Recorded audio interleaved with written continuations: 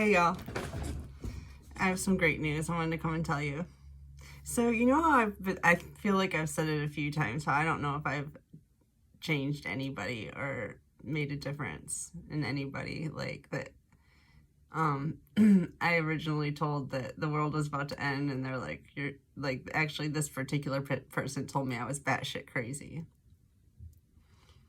Well, he just came over, and I had to kick him out because he was drunk and he was annoying me. He's like so loud. I was just like, and then he ended up getting mad because I kicked him out. I was really nice about it, but I was just like, oh, here's the turbulence. Like, just get just get out. But anyways, he's just like he was excited. I'm gonna give him that. He was really excited, and he did make me excited. It was just too loud, but he got sucked up into the tube I was telling you about. He got sucked up, and they showed him the new world.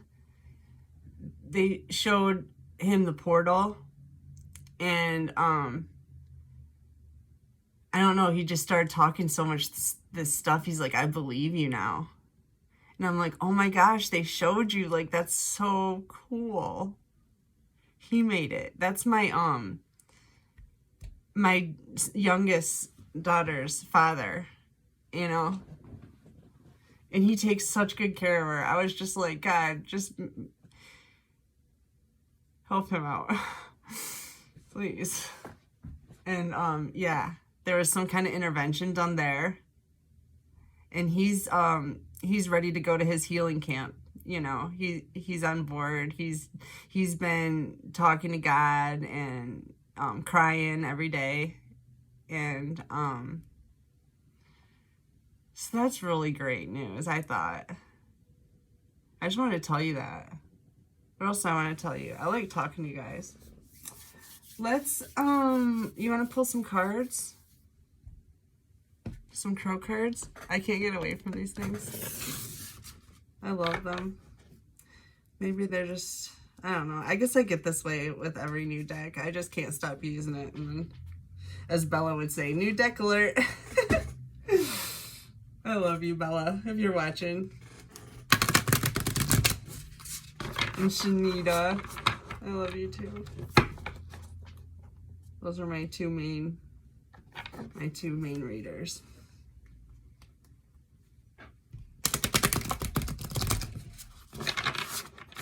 They got me through so much, by the way, like so much, because when I first, you know, it happens in layers, but when I first was like, oh, I don't know. I had already gotten the download, and I thought I was on track, and everything was going great. And then, this is a funny story, you guys. You want to hear a funny story? This is a funny story. So I'm doing great. I've been on my mission for like 2 years. Just going strong, switched jobs, was on my own, cut everybody out of my life, like no family, no friends, all that stuff. And I meet this guy through my baby's daddy, who is, he's a rapper, and he's an artist, which I find very interesting because I'm an artist. And, I ended up telling him about my download, and like, well, not really exactly that, but just, I basically told him I was chosen. And he was like, his eyes got just all wide, and he's like, me too. And I was like, really? You know what I mean? I just kind of got starstruck right there. Turns out he wasn't. I figured that out really quick. Cycle through them a lot faster these days. So, but yeah, it turns out, like, I didn't know this at the time, but I don't want to offend anybody, but amongst the African American population, there is a certain section of people that are being told that if you're African American, you're chosen. And so I didn't know that. I didn't know that that was like the stipulation. As a matter of fact, it was funny because he was in my house and he was trying to tell me you had to be black to be chosen. And I'm just sitting there like,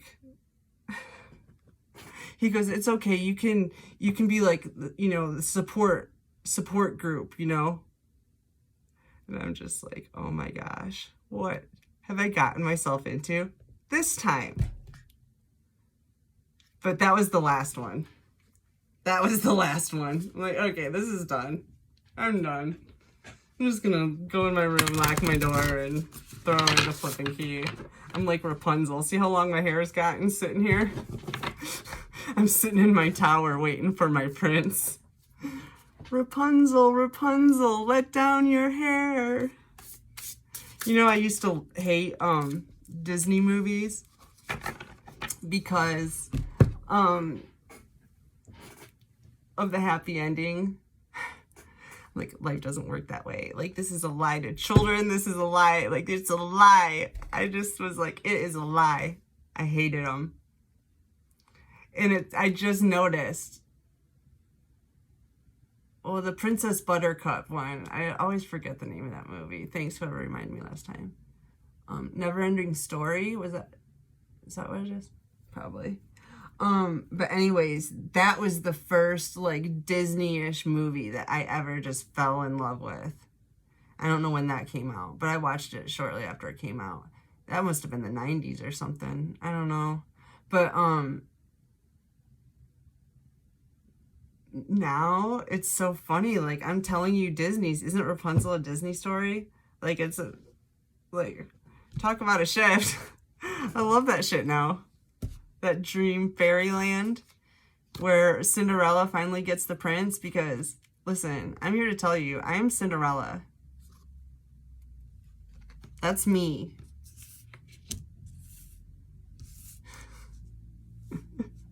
I just figured, you know, after, I don't know, however many years, it's like, there's no prince. There's no prince. There's tolerable or an intolerable. That's all you get. Tolerable or intolerable. Take your pick, you know, or be alone. And I hated being alone. Hated it. I didn't enjoy my company at all. Because I overthink everything. I'm a thinker. And I just wasn't nice to myself. I would just be like, you know, you should have been smarter about that. You should have, whatever. I just wasn't nice to myself. So I like to distract myself. Distraction. I like to distract myself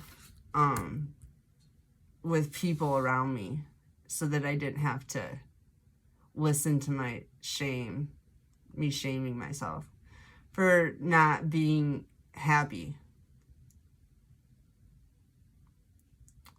It was always my only goal in life was to be happy, and I was never happy, and I would shame myself for that. Like, how can you not? And I always tell myself stupid stuff like, Beth, you are so flippin' smart. How come you can't figure out how to just be happy? Like, what is your problem?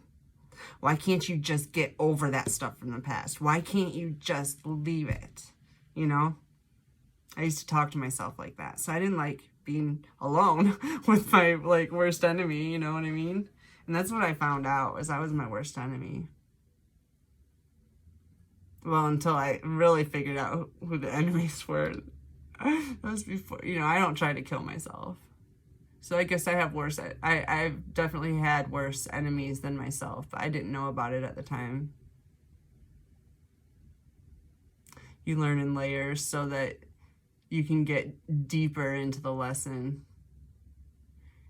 Give you, like, you know, like one clue and then send you in and see what you could do with that, you know.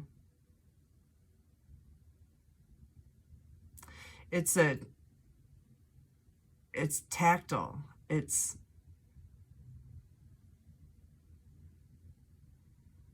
We're straight up on a military mission right now. It's like,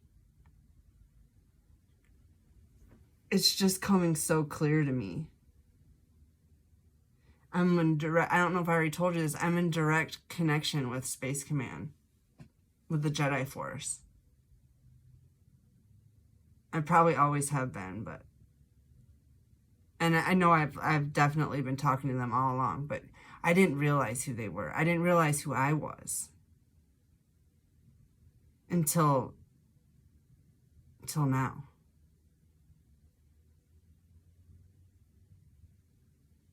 So, yeah. It's a big military operation, which is so weird to me because I'm a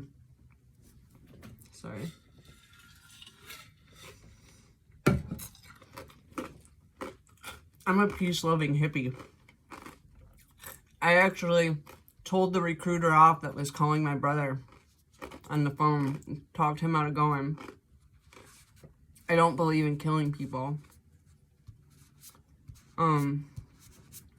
I mean, I get the whole... I mean, I get it. I get you have to defend yourself and stuff like that. And there's covert operations and... la-di-da. I kind of get that. It's coming clear to me. I'm just like, it's weird, like... words are coming to my mind that are like military-based words, and like I said, it's just weird for me because I've never been military anything. My best friend Mark was in the Navy. He had some great Navy stories. Oh my gosh, my best friend Mark was the funniest person. He was a Virgo too. His birthday was the 9th, and he was 12 years older than me. Mark? You don't know. Like 12 or 13 years older than me. And he raised me because I was kicked out of my house. Well, the first time I was kicked out of my house was when I was 9 for writing in my sticker book with permanent marker. And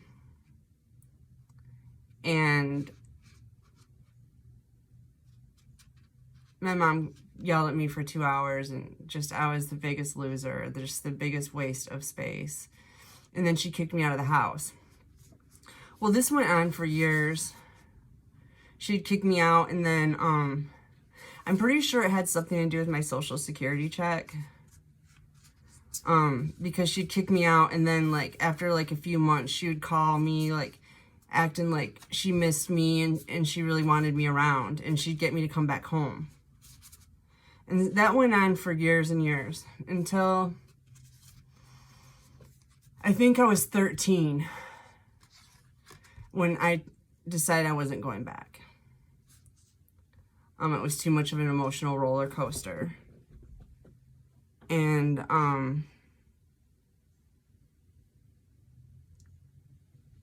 met Mark when I was 12 because he would buy, all my friends were older, right? Because I just, honestly, I don't fit in. And all my friends were older, so all my friends were, like when I was in 7th grade, they were in 9th grade, kind of thing.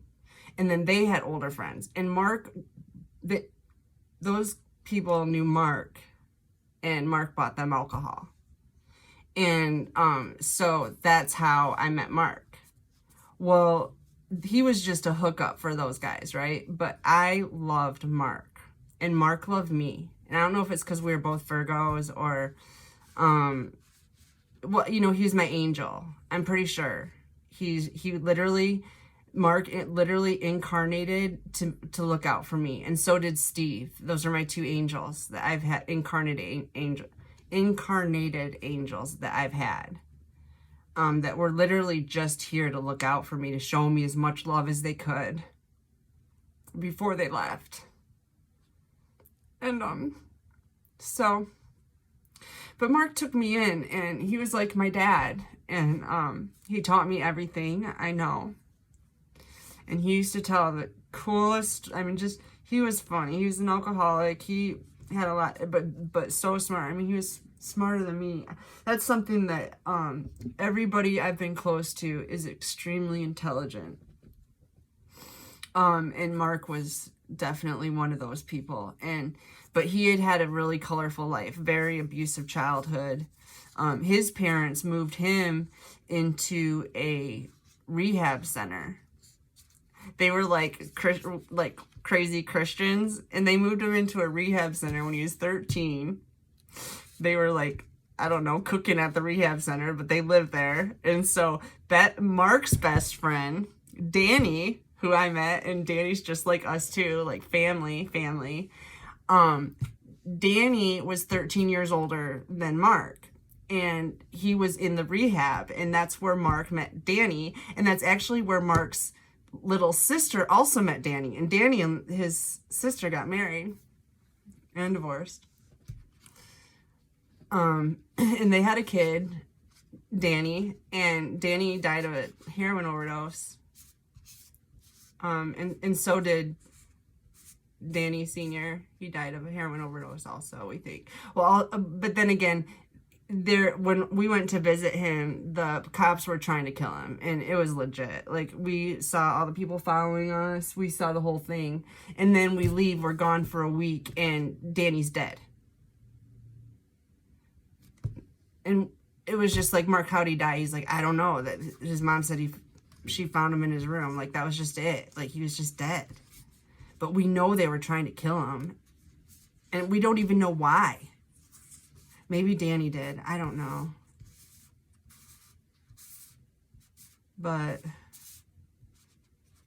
this card's talking about commitment, and maybe that's what I'm rambling about, is the commitments I've had in my life. That they're gone now, but and those two people were straight up angels. And oh, there was another one, Jerry. I used to strip. I was a topless dancer. And as a starseed, you could probably imagine, I'm very sensitive. It was really difficult for me, and I drank a lot. I felt like it was necessary for me to do at the time. And but it was really hard. And men in strip clubs are very abusive to strippers. Like, it's like their wives have them under their thumb, so they come to the strip club to abuse the strippers because they can't get away with that at home, and their wives are abusing them. So it's like it's a vicious cycle, and it was painful. And there was this one customer that came in. His name was Jerry, and he used to tell me I would, like, he was so sweet. I immediately, like, stuck to him like glue. I mean, and he took care of me. Like, I always had to wear thigh-high boots because I can't dance if I don't have my ankles supported. And my boot broke, and he took me to go buy new boots the next day. Like, the guy was so nice to me. So just gave me, and it wasn't in a creepy way. I mean, he was attracted to me, but he loved me. And